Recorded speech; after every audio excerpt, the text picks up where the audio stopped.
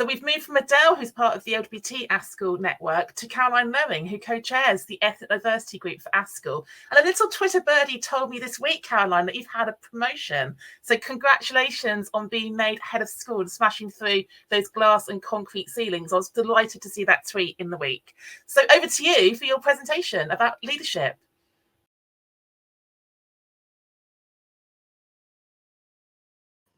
I'm muted to start. Isn't that a great start? Hi, everyone. This is a very sort of personal speech, really, a very personal thing. It's not something that you can use as a sort of paint by numbers, but hopefully I can share my own experience and it can help you and you know, help people to learn, I suppose, how to be a leader that you feel comfortable with. I I've heard this a lot throughout my career. You don't look like a teacher. And I'm sure there's people out there nodding away. I think sometimes people mean it as a compliment. Maybe it's the old, you know, white old male with patches, leather patches on the elbows type thing. But actually, when you hear it a lot and when you hear it in schools, you start to think, well, does that mean that I don't belong as a teacher? And it on your worst days, it starts to make you think, is this the right thing for me? And actually, is this a welcoming profession? And I've heard you don't look like a teacher a lot. I've heard you don't look like a deputy head teacher a lot. And sometimes it can make us feel like we don't belong. I've had experiences, and I'm sure everyone out there has had experiences, where you walk into a room full of people who don't look like you. And I had one experience where I live in Hampshire. It's more mixed than you might imagine, but not hugely. And I went with my head teacher and we went into a room of maybe 60 or 70 school leaders, and not one person wasn't white. And that includes the people who work there. And I clocked it immediately and felt uncomfortable, although that's happened to me a lot. But I spoke to my head teacher about it and he hadn't noticed, you know. And I think it's that feeling of when you get that self-doubt, you start to think, actually, is this the space for me? Is this actually where I should be? Are people looking at me? Are people wondering, you know, am I the right person for this job? And I think that self-doubt can creep in even with some of us who are the most confident. And we've all felt that. So I'm really passionate about representation. You know, the work that I do with ASCL and in my own career, I talk about it more and more as time goes on, because I think we really need to get that room looking differently so that everyone can feel welcome. It's not an overnight thing, absolutely. The barriers, I'm not going to go through it too much, because what I really want to do is focus on what we can do to make it better. And that's what my work's been. But we know that the statistics are woeful in terms of people of colour in the profession, and then people of colour who are school leaders. It's just frankly embarrassing. You know, when we get up to head teachers, executive head teachers, CEOs, trust leaders, it's so bad that we need to talk about that first as a starting point. But it shouldn't be something that stops us. And absolutely, I think as we're going through, we need to make sure that those barriers can be smashed. Just as Hannah said earlier, we need to break through those things. Overcoming the barriers has really helped me. Now, there's a massive caveat there. Firstly, I'm mixed race, so I'm aware that I'm probably an acceptable brown person to some people. Sorry if that sounds controversial, but, you know, I've got an English accent. I was brought up here. My name is very white because it's my father's name, and it's an English name. So I know that I haven't had to work as hard as other people.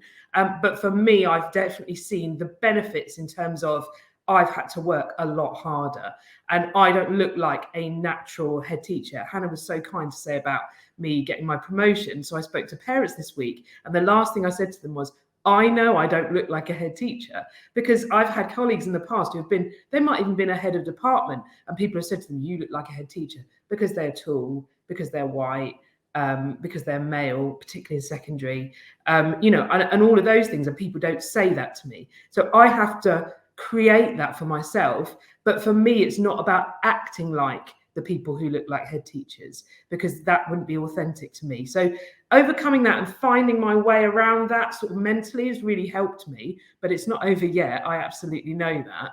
And I know that for some people, the challenge is much, much greater.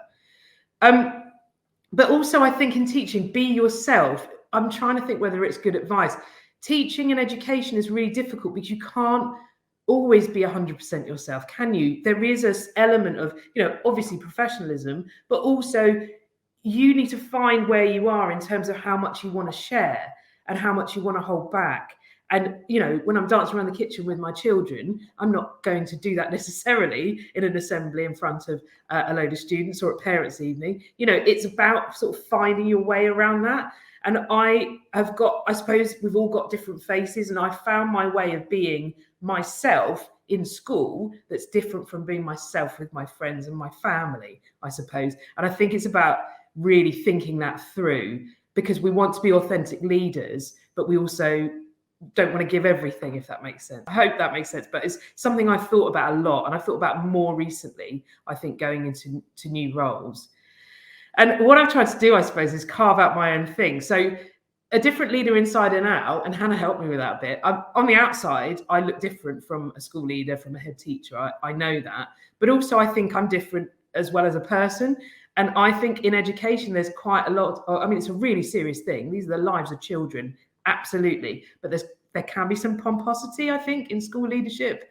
And there can be a feeling of ego and trying to complicate things for people's own sort of ends. And so I try to sort of prick that balloon a little bit of pomposity. And I very much think that school improvement, whilst it's very complex and people and young people are involved, there are some really clear ways of cutting back from that.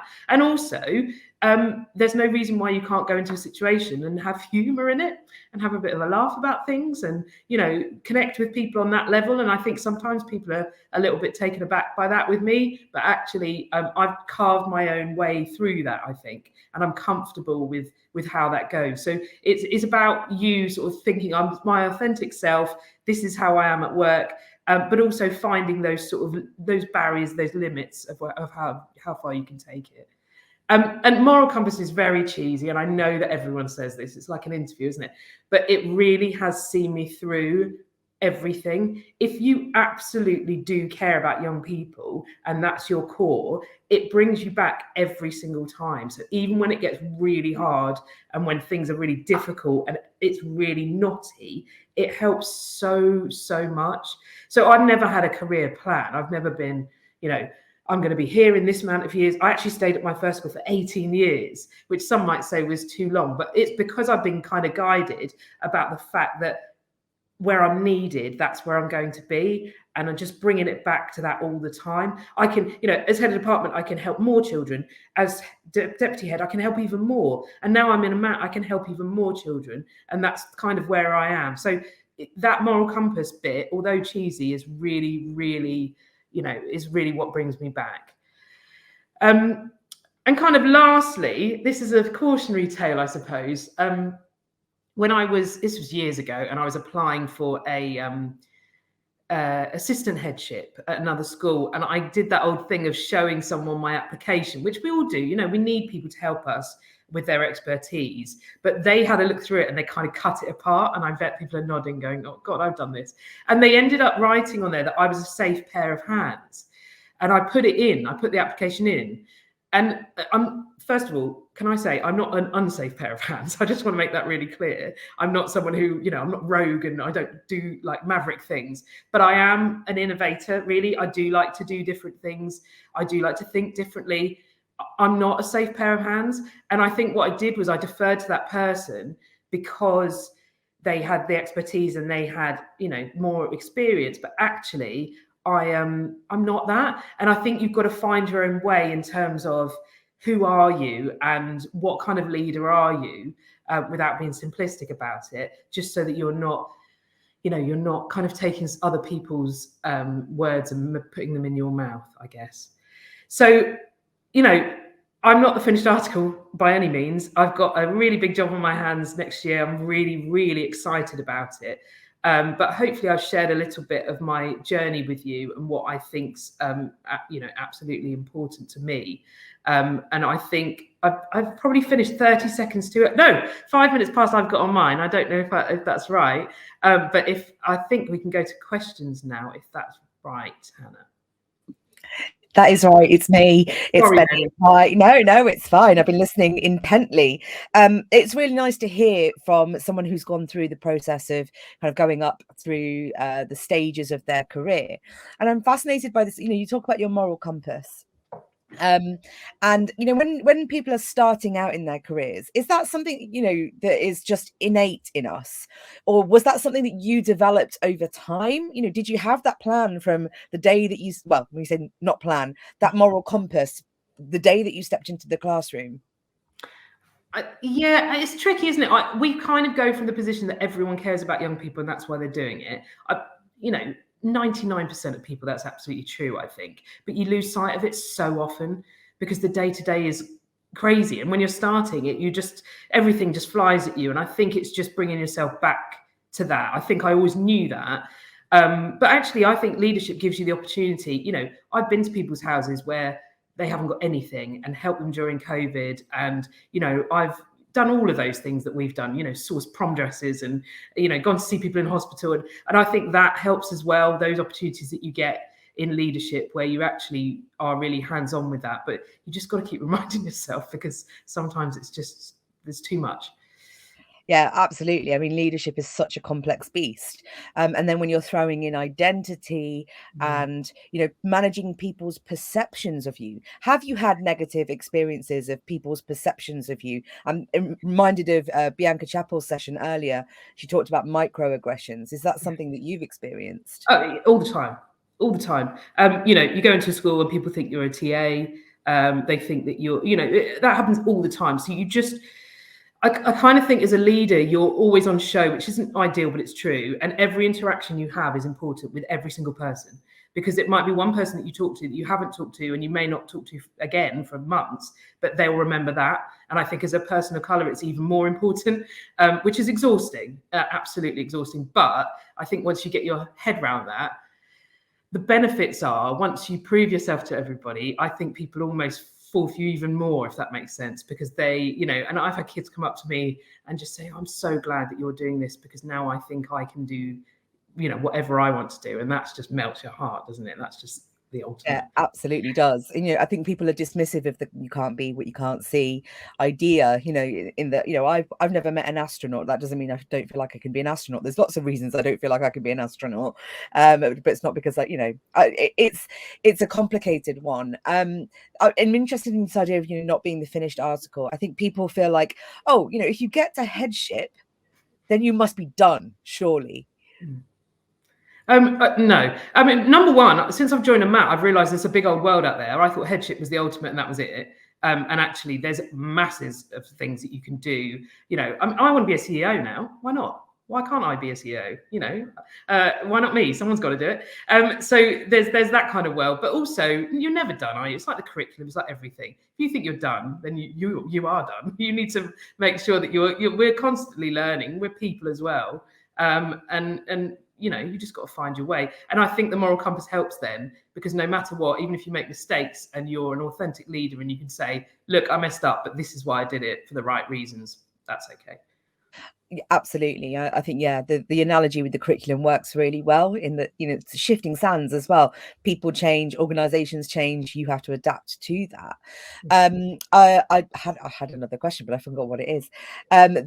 Thinking about authenticity. Sometimes people say authenticity is about bringing your whole self. Would you agree with that? Or are there parts of yourself that you deliberately withhold in that space of leadership? Yeah, I mean, I said be yourself is not necessarily great advice. I think you need to find that yourself.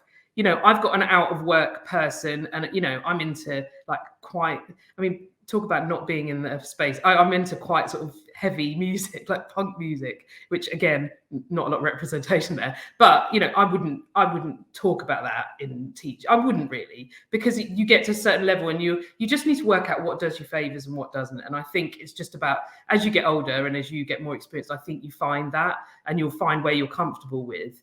Absolutely. And I know that, my colleagues in the ASCL LGBT plus network, there are people on differing parts of that spectrum there, and that's absolutely fine. You just got to find it for yourself. Absolutely. Thank you so much for talking to us today, and huge congratulations on that promotion. We're looking forward to see what you do, but no pressure, because you don't have to be a pioneer. That's the important thing.